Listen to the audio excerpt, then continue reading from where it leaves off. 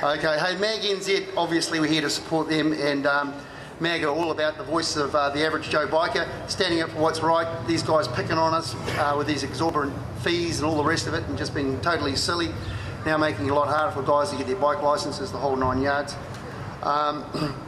So, Andrew, you know, I know you endorse what Mag are doing because you've also experienced a few injustices over the years. Can you tell us about any bad experiences you've had in the motorcycle scene? I know it's not a positive thing to talk about, but maybe you could mention one or two. Yeah, it's not necessarily bad, just, you know, things that happen, and you believe something's right and you stand up for it and see it through. I mean, one time they had a rule at Manfield where they put cones out on the track before each corner and then after each corner. They said, for this meeting, you know, the yellow flag rule, if someone's fallen off on a corner and they've got the yellow flag waving, you can only pass, you can pass, but as long as you do it before the cones. So in this race, someone had fallen off on the last lap, and I was coming up and I passed this guy on the brakes, coming into this corner, and there's a yellow flag waving. I thought, you can't do it, but because this, you know, there's cones out and you're allowed to do it before the cones, I can get through easy. Because the cones were 100 metres into the braking marker. So I passed them straight away when I hit the brakes, and then they came in after the race, oh, you were back to second because you passed under the yellow flag. And I said, yeah, I know, but you said in the riders' briefing, if you do it before the cones, it's fine. They said, what do you mean? They forgot about that rule. And then, so I thought, oh, well, that was a bit of a rip-off. I kind of got back to second instead of first, and I should have won it. And then they came back later and said, oh, a rider who finished about sixth has protested, and he said, under the rule, you can only be excluded or a fine, and relegation's not under the rule book. So now we've excluded you from the results.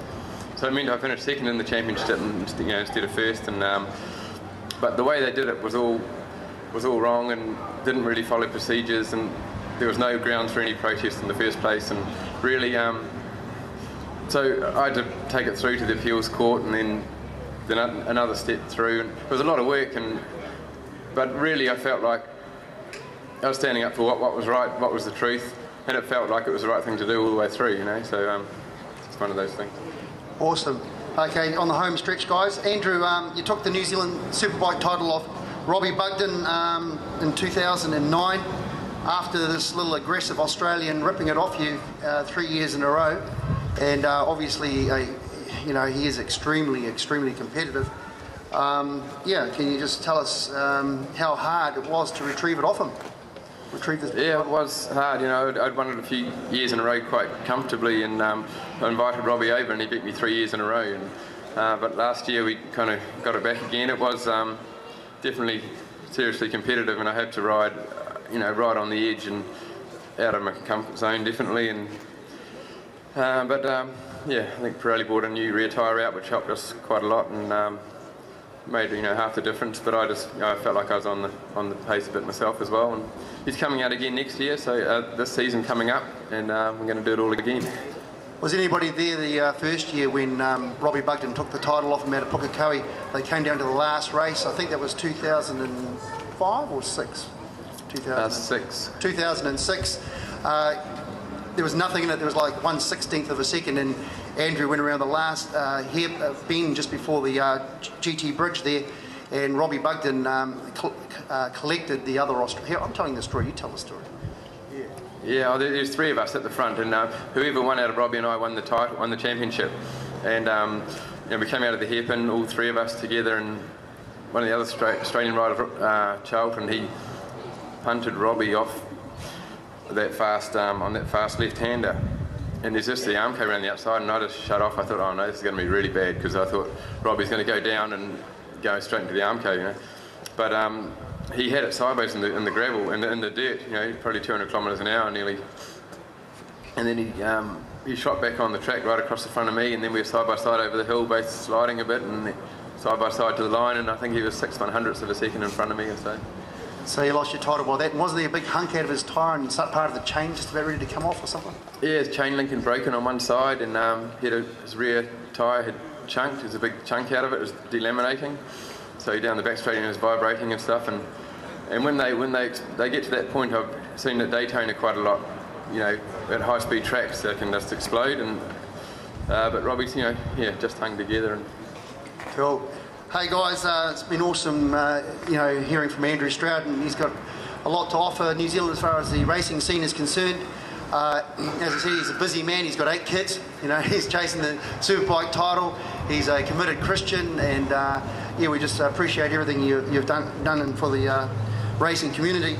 And he endorses what MAG is all about. Obviously, I don't need to tell you what that is, MAG. Did you see that big, juicy MAG outside? I just put it out there for a laugh, that 28-inch one.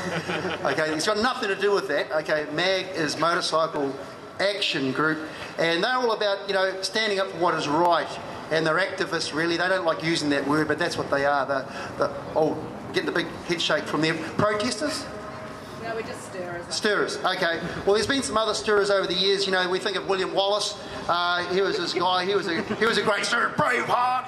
He cried out freedom for the Scots. And then there was William Wilberforce, who fought to abolish slavery.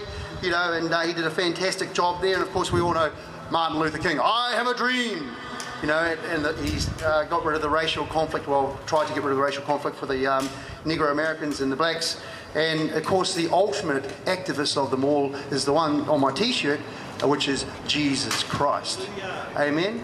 Now, he went into this temple site, and there was if the temple was maxed out, it could hold 30,000 people. One man went in, protested, made a whip, just gently and quietly started whipping the people, kicked the tail. Hey, I thought Jesus was gentle, because he stood up for what was right. One man went in. But you know what drove them out? And this is what should be driving out these fees for MAG too, is it wasn't Jesus' strength that drove everyone out of the temple.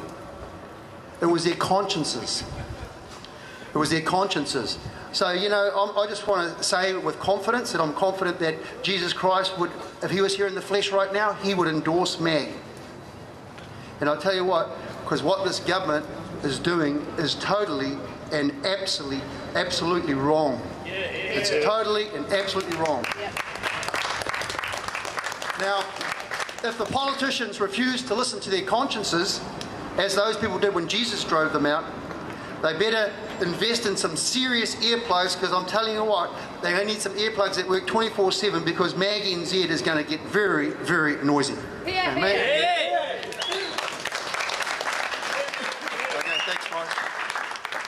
We need to sell more sausages. We've got heaps of sausages. Oh, we need to sell more sausages. Shall we drop the price to $3? Oh, they're only 2.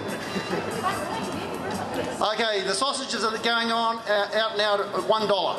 Okay, $1.